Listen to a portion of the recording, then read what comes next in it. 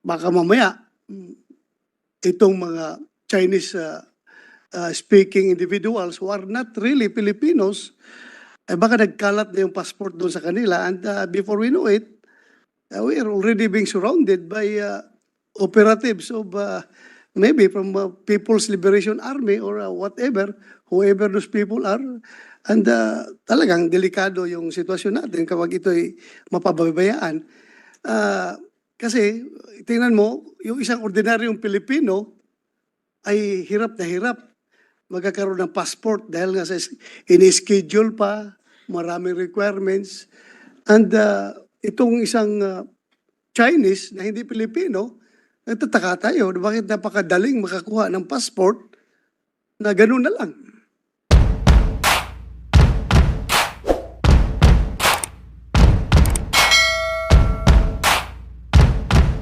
Nakakaalarma po mga kaistorya ang balita na ito. Pinaghihinalaan po ng mga senador natin na ang mga military spy ng China ay nakapasok na dito sa Pilipinas. At ang masaklap po nito mga kaistorya, base rin sa sinabi ng atin pong mga senadores, itong mga military spies umano na ito na pinaghihinalaan ay nabigyan po ng lehitimong Philippine passport at naisyuhan pa po sila ng tax identification number. At ito pa mga kaistorya, nabigyan din po sila ng lehitimong birth certificate. Pilipinas? Grabe naman kung sakaling totoo ito mga kaistorya. Nakakadismaya lang sobra kung sakali man ang ilan nating mga kababayan na naging sangkot kaya nangyari ito kung sakali man mga kaistorya. Dahil sa kinang sa tawag ng pera, ipinapahamak po ang seguridad ng Pilipinas. Hindi nila alam, damay sila doon. Anong tawag doon? Katangahan at kasakiman. Babasahin ko sa inyo itong mga news article na ito, dalawa lang ito. Kasi ipapakita ko po sa inyo yung live hearing sa Senate. Kukunin natin yung pinaka-importante doon. Pero kailangan ko rin pong ipakita ito sa inyo mga kaistorya. Hindi po nila i-erase ang mga issue na ito mga kaistorya kung hindi po ito totoong nangyari. So simulan po nating basahin ha. Paki-share po at paki-like. Palakihin ko muna. Ang sabi dito, tingnan ninyo mga kaistorya. Senator suspects Chinese spies in Pogo operation. Ito na naman. Alam niyo itong Pogo, ito po ay isa sa problemang naiwan po ng former administration. Ito po ay naging parang desperadong solusyon sa pangailangan po ng pundo ng gobyerno natin during the COVID-19 pandemic. Talaga pong na-struck po tayo noon. So para maka-raise umano ng pera, kinakailangan payagan umano itong Pogo operations na ito. So saklap, pero wala na tayong magagawa. Nangyari na Di ho ba mga ka-stress? So puntahan po natin sa baba. Senator Risa Hontiveros on Friday raised the possibility of Chinese military spies securing Philippine citizenship by obtaining genuine passports, tax identification cards, immigration documents, and even birth certificates through fraudulent means. Ayan na nga ba eh. Sanay talaga itong mga Chinese, mga ka-stress, sa illegal na aktibidades. Ang masaklap dito, mga ka-stress, may mga kababayan po tayong nasusuhulan Talagang nadadala po sa pera. Tingnan ninyo ha, Chinese military spies securing Philippine citizenship. Ibig sabihin ho nun mga kaistorya, pag sinabing ganyan, na-rehistro sa Pilipinas, obtaining genuine passport at eto pa, tax identification cards Yan po yung TIN. Sa BIR po yan mga kaistorya, immigration documents, tingnan nyo and even birth certificate through fraudulent means. Nakakadismaya. Ibig sabihin, yung mga military spies, kung totoo man na meron na nga dito sa Pilipinas, naging lehitimo silang mamamayang Pilipino. May birth certificate na sila. At kung may lehitimo din sila mga kaistorya na passport, labas-pasok na po sila sa Pilipinas. Balik-balik po, China-Pilipinas. She said this came to light following a raid on October 27 on the Philippine offshore gaming operator Pogo Hub in Pasay City run by Smart Web Technology Corporation. So nung na-raid po mga kaistorya, ang isa sa mga operation po ng Pogo doon po sa Pasay ay doon natuklasan. Kung hindi pa ho mga kaistorya na raid, hindi malalaman na itong mga Chinese nationals na pinaghihinalaan pong military spies ng ating mga senador ay meron na pala itong mga passport. May mga lehitimo na po sila mga kaistorya, yung dokumento, nakasecure na po sila. The raid not only led to discovery of a prostitution din. Kita nyo? Ha? Itong China, hindi lang po tayo sa West Philippines, winawalang hiya. Maging mismo dito po sa mainland po ng Pilipinas, winawalang hiya nila tayo. Ito yung prostitution din. No? And human trafficking operations, but also to the seizure of authentic legal documents that are otherwise only issued to Filipino citizens. Yan na. Doon po natuklasan. Considering our current dispute in the West Philippine Sea, it is alarming that we are giving an all-access pass to our country to Chinese citizens through these POGO hubs. Ontiveros, so tingnan nyo na, anong naging epekto ng iniwang problema ni former President Rodrigo Duterte? Solusyon kasi yun mga kaistorya noong COVID-19 pandemic. Pero sabi ko nga, ito tinalakay ko na din dati, hindi mo masusolusyonan ang isang problema ng isa pang problema. Totoo yun. Nasolusyonan mo yung problema, COVID-19 pandemic, nag-iwan ka rin naman ng problema. Pasensya na, totoo itong nangyari ha mga kaistorya. Talaga laking problema po ng POGO dito sa Pilipinas. Binibigyan umano natin ng an all-access pass to our country. Ano bang ibig sabihin nun mga kaistorya? Parang binuksan na natin lahat sa kanila. Kung nag-i-spy sila dito sa Pilipinas, parang binuksan na natin ang pinto ng bahay natin, pinapasok natin sila nang walang kahirap-hirap. Sa mismong pintuan ng bahay po natin, labas-pasok sila at nasisiyasat na po nila ang loob ng bahay natin. Ganun ang ibig sabihin nun, mga kaistorya. May prostitution din pa. Grabe, conduits. Why need to cover up their nationality to become Filipinos? This makes us ask, are POGOs being used as conduits to allow enemy forces and their spies into our country? Maybe POGO and scam hubs are not the end game. Marami pa tayong matutuklasan dyan habang tumatagal. Maybe the end game is to infiltrate our borders and weaken our national security with our own Filipino officials as enablers. Saklap. Saklap. Dahil kasi sa mga kababayan nating sakim. Ha? Sakim. Mukhang pera.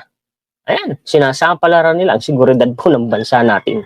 If the president really wants to defend the country from those disrespecting our sovereignty, he should expel the entire online gambling industry from our... Tama lang, dapat tuluyan pong itong ipagbawal na ni PBBM. Alarm sounded on issuance of a PH passport to Chinese nationals. Ito na yun eh. Ayan na. Senators early Friday morning expressed alarm over the alleged issuance of Philippine passport to Chinese nationals, calling it a national security issue. Si Senator Bato de la Rosa po ito mga kaistorya, nag-interpellate po siya kay Senator Loren Legarda kasi si Senator Loren Legarda po ang author o nagdedepensa po mga kaistorya doon po sa budget hearing po ng Department of Foreign Affairs kung hindi po ako nagkakamali. Panuorin po ninyo.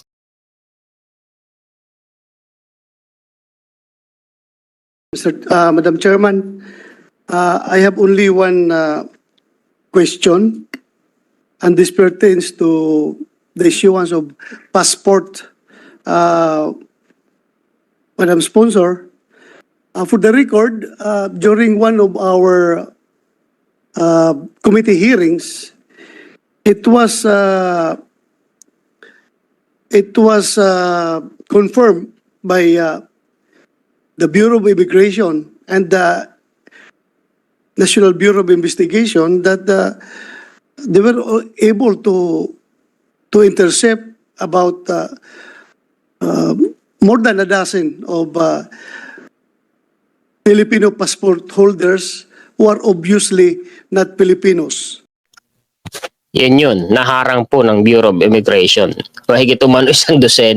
Ha? Mga Chinese po yan. Ha? Hindi kasi mabanggit-banggit ng direkta ni Senator Bato de la Rosa na ito yung mga Chinese eh. Pero maiintindihan mo naman sa mga dun sa patuloy niyang pagsasalita ng mga Chinese po talaga. And it was confirmed further that these passports were really authentic. So what made us alarmed is the fact that this involves national security. National security. Ha? Authentic passport. Umano, legit po ng passport. Hindi peke, ha? Lehitimo. Nabigyan ng lehitimong passport. Ha? Doon pa lang eh. Kaduda-duda na paano nabigyan ng lehitimong passport yung mga yun. Dahil, Madam Sponsor,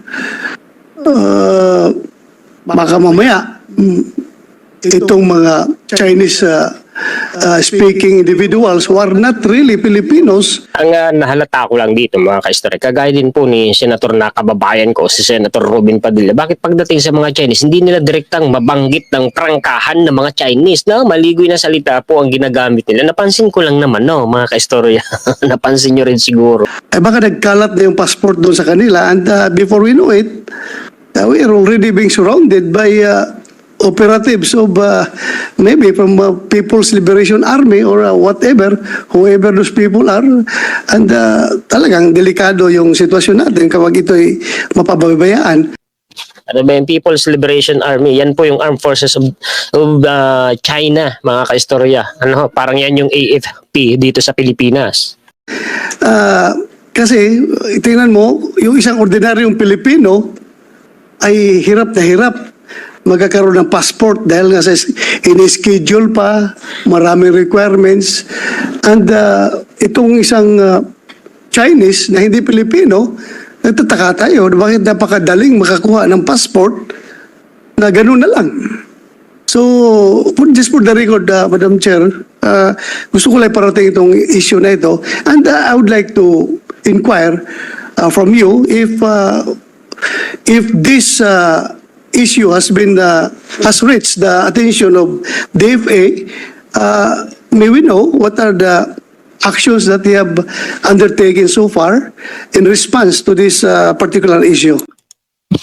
May hawak po dyan na report mula sa DFA, si Senator Loren Legarda. Binasa niya po yun, mga ka-istorya. At habang binabasa niya yun, talaga pong matatawag at ang pansin po ninyo at maaalarma kayo. Oo, sa mga sinabi. Itong sinabi ni Senator Bato de la Rosa, mga ka-istorya. Dito pa lang, nakaka-alarma na ito. Ang dali-dali umanong makakuha ng passport nitong mga Chinese nationals na ito, samantalang pag mga Pilipino, pahirapan eh. Aba, nakakapagtaka. Alam nyo na, malamang may padulas po yan sa palagay ko, mga ka-istorya. Thank you. So I appreciate Senator De La Rosa's intervention and question on this alleged issuance of Philippine passports to Chinese nationals. Yes, it is a national security issue. Yes, it should not be taken lightly, but also we should not allow that the budget of this department be held tonight as late as it is at 11:18. But I will answer your question first with the official statement of the DFA, and second, I will give you my personal feelings about it. First, the DFA is actively engaging law enforcement agencies in investigating the matter and in pursuing the filing of appropriate criminal charges against these foreign nationals who are able to obtain a Philippine passport. Second, the DFA notes that these foreign nationals pose themselves as Filipinos by assuming Filipino identities through the presentation of authentic and genuine PSA birth certificates with valid government-issued identification cards that are accepted for a passport application. Grabe, no? Grabe. Nakakapagparehistro sila sa mga ahensya ng gobyerno natin gamit umano ang mga valid documents, valid IDs. Grabe. Third, the DFA further notes that some of these foreign nationals pose themselves as persons with disability and presented authentic PWD IDs. Grabe. Nagkunwari pa, mga kastorya, na sila ay PWD. Grabe. At meron po silang PWD ID. Malala. In doing so, these individuals are escorted by their immediate family members and relatives during the passport application. Fourth, May kasama sila immediate family. Yun bang immediate family na yun? Totoong immediate family ng Chinese national?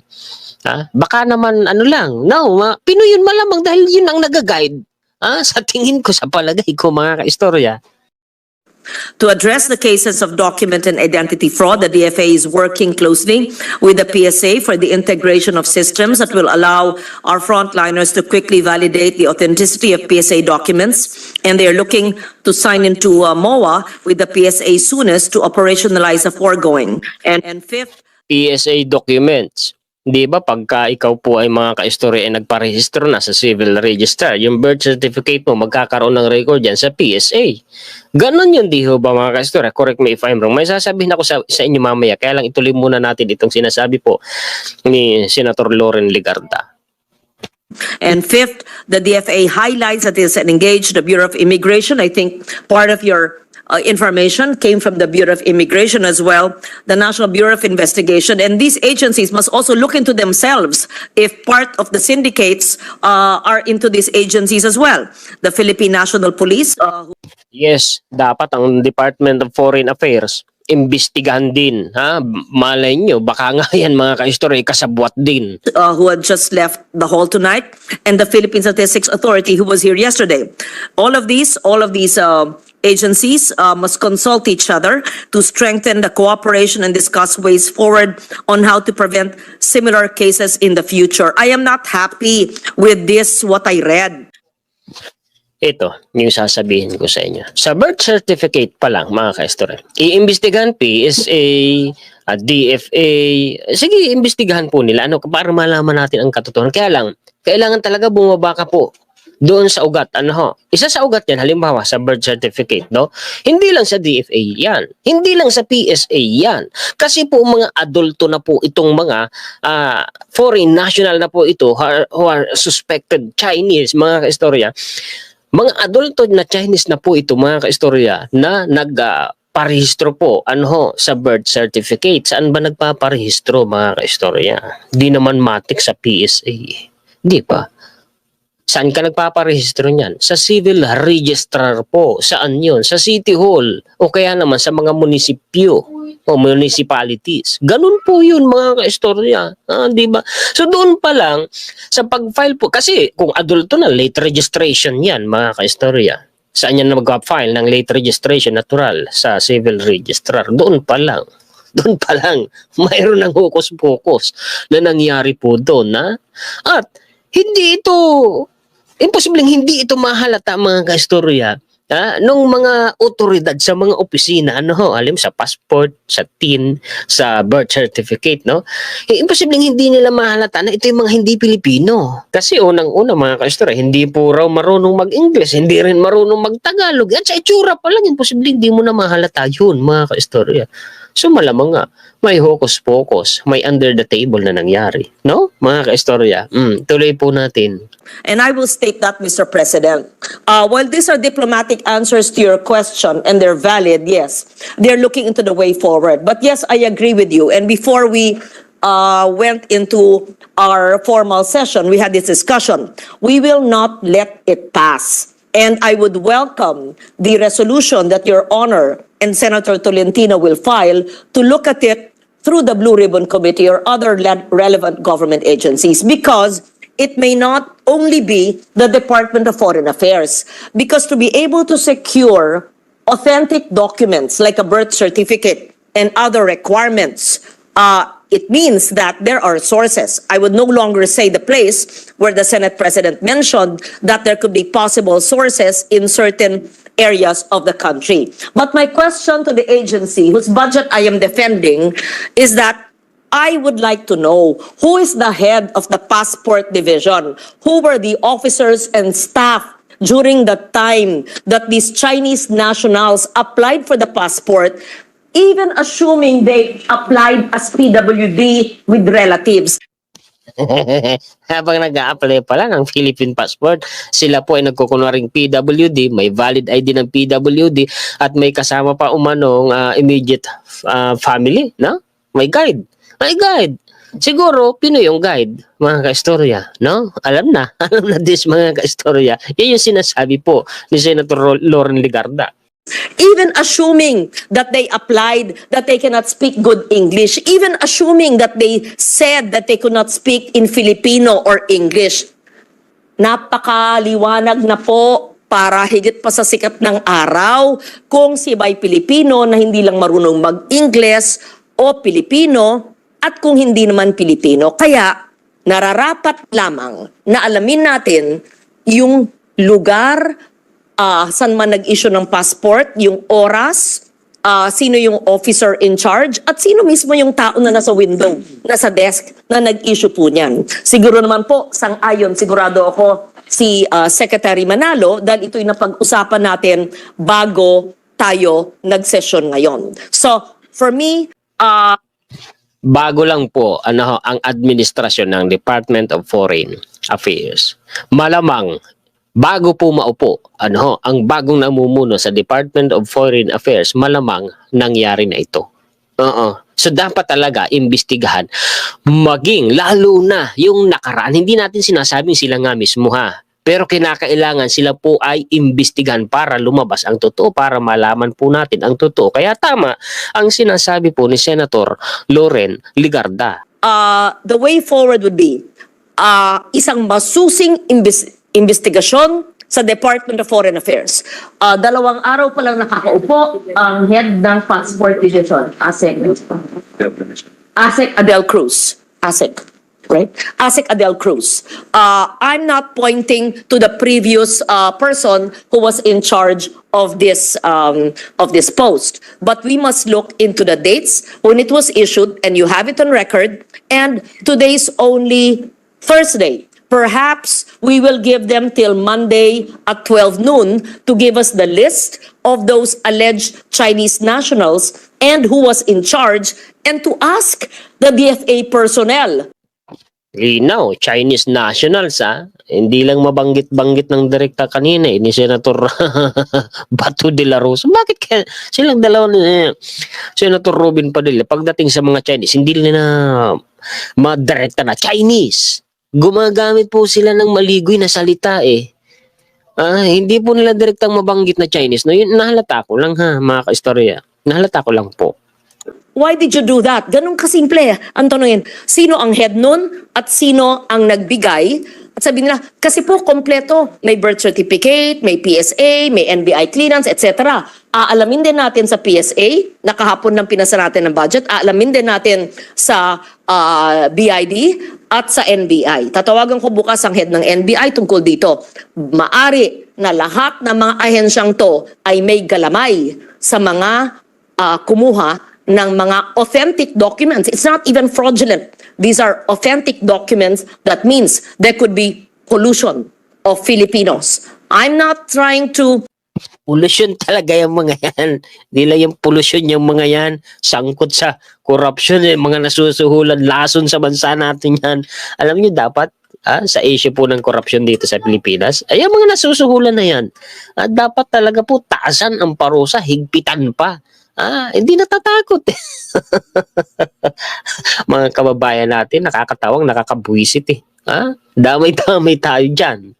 I'm not stating that with certainty because I only discovered this tonight from Your Honor. But I share your outrage that this happens kung ang ordinaryong Pilipino ay nahihirapan kumuha ng passport, pero ang Chinese nationals ay nakakuha hindi lang isa, hindi lang dalawa, kundi dose-dosena. Assuming totoo yung inyong report mula sa inyong hearing na galing nga sa DFA, kasi maaari din naman na mukha lang totoong passport pero hindi naman galing din sa DFA. Kapuhan nyo na po, Senador, ang may sabi. Si Senator Risa Hontiveros at Senator Bato de la Rosa, legit po authentic daw po Kaya I will withhold my rage and outrage, although it's very, very disappointing. I would be so incensed and disappointed if that came from the DFA. Having said that, I thank Your Honor for bringing it to our attention because it is not a matter of just a passport. It is a national security issue. Talagang national security issue yan. Isipin nyo, pinaghihinalaan nila na military spy ng China. Hindi lang isa, kundi mahigit isang dosena, na kung yan military spy, labas-pasok sa Pilipinas, may mga birth certificate, may Philippine passport, may PIN ID, may PWD ID. Ibig sabihin, malamang, baka wala na po tayong naililihim po sa kanila. bukas na libro na tayo sa kanila mga ka-istorya. Nakakatakot, no? Dahil sa mga mukhang pera nating kababayan.